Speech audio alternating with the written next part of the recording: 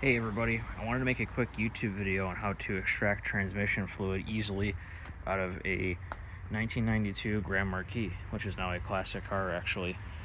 The official way to do it, to do like an actual transmission fluid change, is to drop the transmission pan and you replace the fluid. You're supposed to replace the filter in the transmission, then you're supposed to replace everything and then refill with fluid.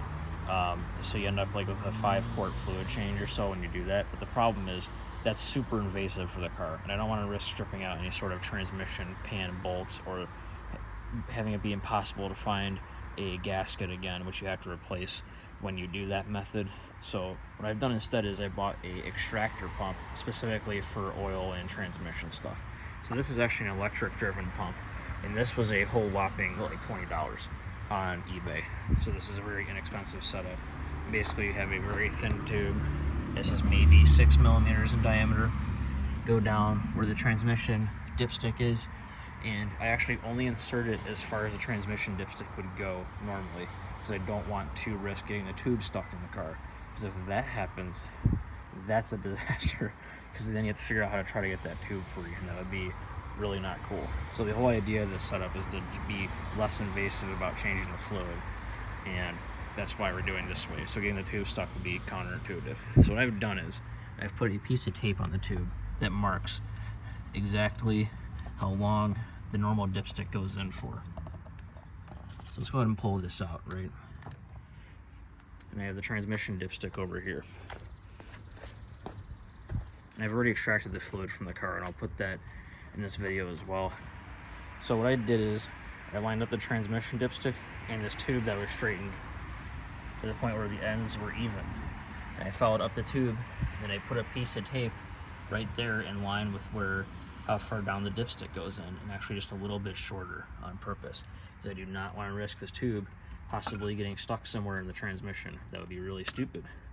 So that's why I did that. And when I did that, I was able to extract 1.75 liters of fluid exactly, which is also the exact measurements for a used bottle a friend gave me, which is perfect for this application. So it actually filled it right up to the neck right here, and I'll show that in the video of this filling up. And you want to do this when the transmission fluid is warm. You don't want to necessarily do it when it's hot, because you don't want to risk burning yourself on the engine and that sort of thing. This car was sitting for a bit after it was driven, and you also don't want to possibly overheat the tubes and pump that you're using as well, and risk getting hot fluid all over yourself as well. So just for safety, warm is okay, but hot is unnecessary really. There's just no point. Cold is not recommended, because then the pump has to work very hard, because the fluids behave thicker, like higher viscosity, when they're cold.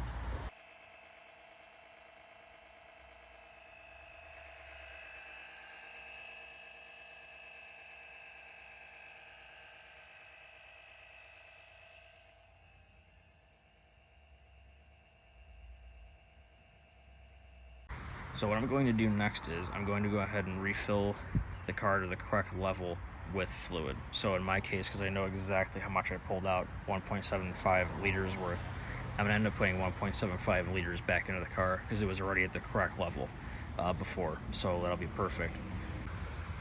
And hopefully this video was helpful to you. This is how I'm doing a partial fluid change on the car. I was able to extract 1.75 liters worth of the fluid out at a time, and that's nice.